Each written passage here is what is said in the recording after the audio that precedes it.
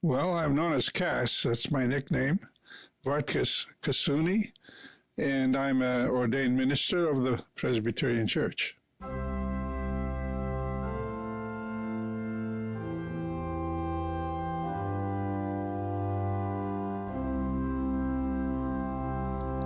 And tell me why you decided to do this podcast series. Well, I have a book that I've distributed to friends, and I've been getting excellent feedback. And finally, it occurred to us that we could develop a podcast with readings from this book, because the title is Pointed Reflections, and it's a reflection on life, our life, your life. And I'm interested in connecting with those out there with the thoughts and the support that I get from my faith. Let's talk about exactly who we're talking to here. I believe you used a couple terms. One was alienated and one was concerned. Can you expand on that for me? Well, alienated is people who've been alienated from the church or churches in America, which is substantial now, and concerned. I meet with people. I'm 93 years old, by the way, and I've met many people, different walks of life, in different situations, and I meet today more and more people who are very concerned about what's going on in their own personal lives, their family life, in their and in America today, in our national life and international. My goodness, what's happening to us? There's a lot going on, especially if you look at the date when we filmed this. This was right after a lot of political unrest as well. So the world, as we see, is the fabric of the world is being stretched in different ways. That's right. And so I'm glad we have this podcast. Yes. No team podcast to do what your book intended to do. Your book is called Pointed Reflections. And you are here to point and reflect. I think it's a fantastic idea, and I believe you have an article that you wanted to read and discuss with us. Yes, these articles were written with people like you in mind, and it has connected. People have used it on a daily basis. So I thought, well, why not share it with the world out there? I'd like to share with you today a page that's titled A Faith for Our Times. Again, very contemporary and yet written years ago. This is what I love about your book, is that this article was written in 1960. January 21st, 1960. Yes. Yet, yeah. in the 60s were a lot of unrest. Oh, my. A lot of unrest, and we have very similar today. So I think this is very fitting for what we're going through here in 2024. Yes, in this book I have, for example, references to the assassination of President Kennedy and all kinds of things that have happened and are happening today. Let me first read it and then I'm going to comment on it. Okay. A Faith for Our Times. In the dead calm of midnight, the scene is a prison. The stillness of the hour is broken only by occasional bursts of song, intermingled with the loud snores of men sleeping. Suddenly, without warning, the place is shaken to its foundations by a shattering earthquake, and pandemonium reigns. One man, the jailer, afraid that all have fled, is ready to commit suicide. Another, the prisoner who was singing, remains completely calm and does not even attempt to escape. Quite a study in contrasts. What made the difference? Faith in Christ. This is a story taken from the New Testament book of Acts, chapter 16, where the event is recorded. What makes the difference in our times? What is to remove the deep insecurity gnawing at the vitals of humanity with fears and phobias? What is to give us an unmovable rock of strength, conviction, and peace in a sea of changing times, changing values, changing behaviors and morals. Faith in Christ, not a mere religious sentimentality, but a living union with eternal God. Faith is as timeless as God is timeless. Faith is as strong as God is strong. Faith is as real as Jesus' gentle touch on a fevered brow. Here is a changeless faith for a changing world. Wow. Yeah, thank you. Absolutely, just brilliant, by the way. Thank you. I love thank you. The position to which you speak. Thank you. I love the fact that you speak your mind. Thank you. You don't pull punches. Thank you. And this is what a lot of us need to hear. Well, looking back, I remember, let me, by way of commentary on this article, I was 8 years old.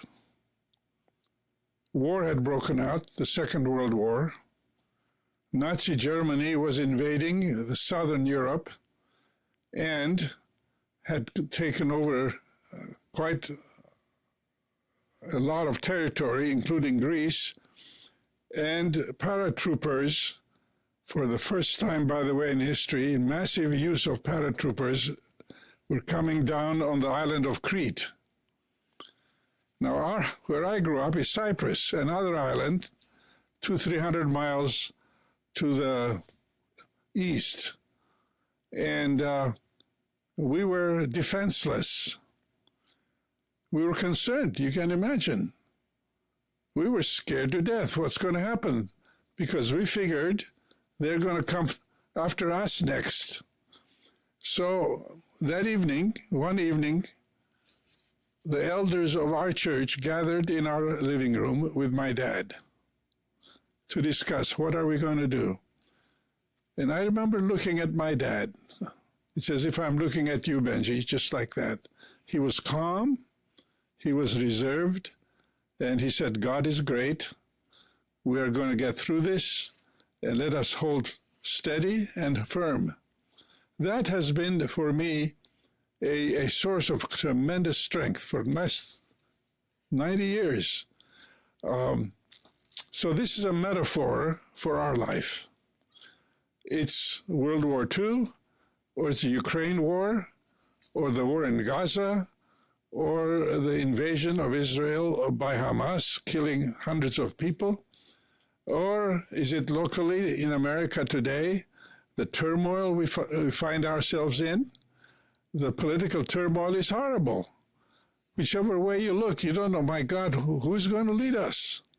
Everybody's separated. Yeah, separation, and there's a void that people are trying to fill, but you wonder, are they capable of doing so? So this is a metaphor for what is facing us today. Now, you, as I, have personal problems, have personal demons to fight. In my case, I'm 93. I keep saying, God, what's next for me? See? What am I going to face in my old age? It's still not here yet, but it will someday get to me. So each of us has something unique that is hitting us hard. It may be financial ruin. My God, the homeless people around us. My heart churns within me when I see them. Mine too. Yeah, in 1969, I was in Calcutta. By the way, I've traveled around the world. I've spoken all over. In 1969, I was invited on a world trip, and I was on a speaking mission. On the way, I stopped in Calcutta. I had a local Armenian church. I'm of Armenian background. Armenians have been there for centuries. They were part of the Silk Road merchandise moving enterprise. And in Calcutta, they have a church. And I remember staying at a hotel. And in the evening, around 6, 7 o'clock, I kept smelling smoke. I thought, my God, there are houses burning around here. Let me go down. I ran downstairs. I said, all this smoke, where is it coming from? All this says, it happens every day. I said, what do you mean?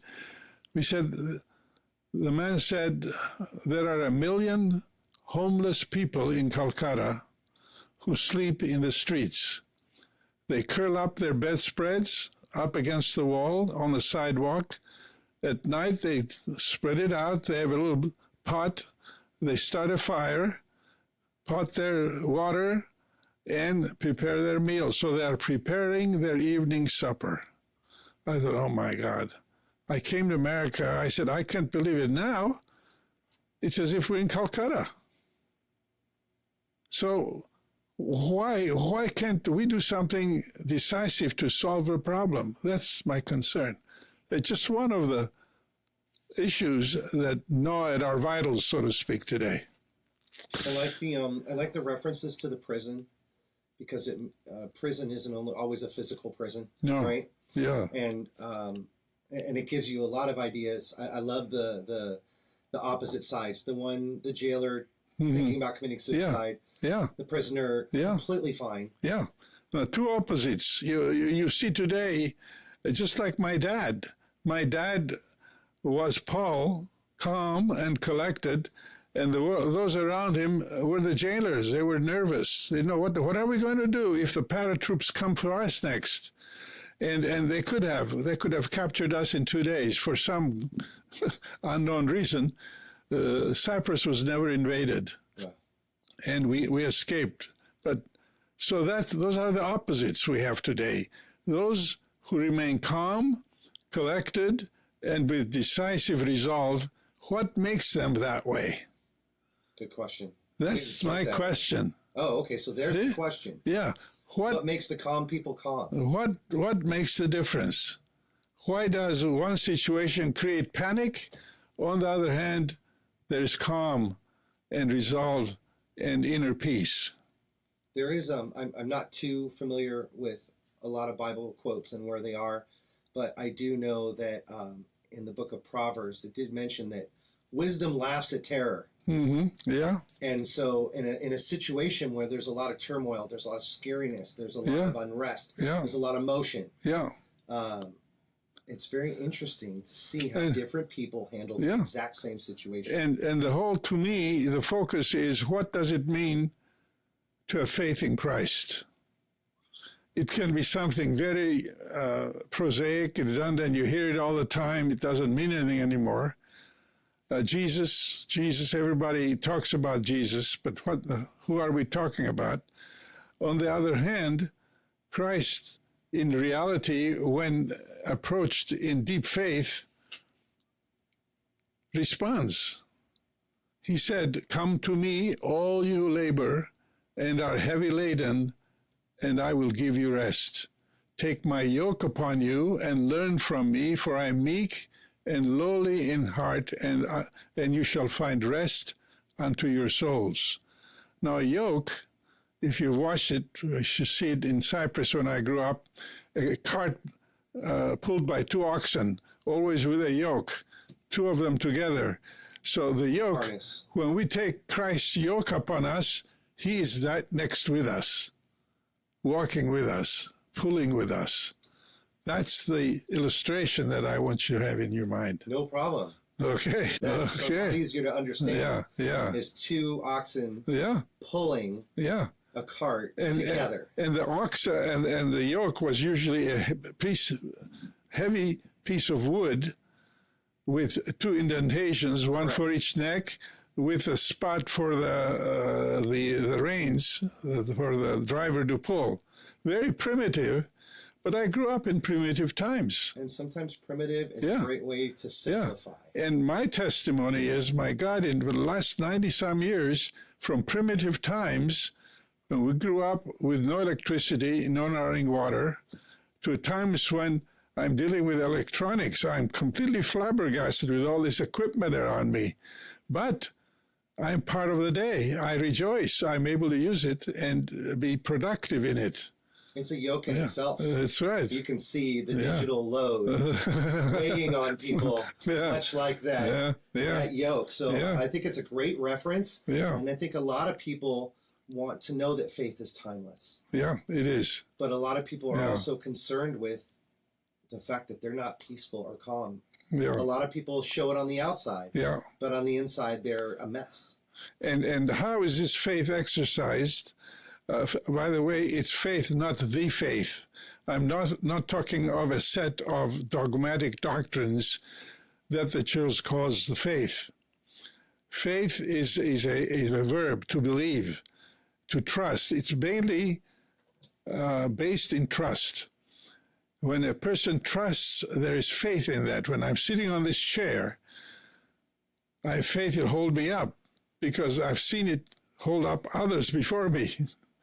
So faith is always exercised after an experience and observation of what has happened to elicit in us a response of belief. I believe. I want what you have. I want what Christ offers me. So, and it is exercised in the simplicity of the inner person, in the inner mind. When a person believes, I remember I did that as a young man, for 15 years, 16 years old. It was just saying yes. I opened myself, walk with me, Lord. You said you won't walk with me. And daily prayer, a simple prayer, saying, I know you're with me, walk with me. As if you're right there, I see you. Walk with me. I like the simplicity of it. Yeah, I know you're with me. Yeah. Walk with me. And walk with me and help me to not let go. Because I am going to be tempted to let go because I'll be scared. When I was a kid, again, my father is quite an idol for me. We had no sidewalks and no paved streets and no streetlights. And at night, when we went somewhere, Dad walked with us. And as long as I was holding his hand, he could take me anywhere. And what I remember about my dad, he had a big overcoat in the winter night.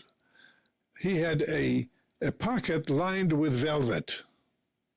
I used to put my hand in that pocket, feel that velvet, and feel like I was in heaven. I could go anywhere my dad led me. See, that's faith. He could not draw a picture for me. There was no GPS. There was no map. Just his hand trusting me. That's faith. And I offer it in my simple testimony. That's beautiful. Okay. Yeah. Episode 2 in the books. Yeah. That's absolutely gorgeous. Thank you. A lot of people are going to relate to this. Good. And I'm very excited to see the comments. Good. Thank you. Well, we'll see you next time. Yes, sir.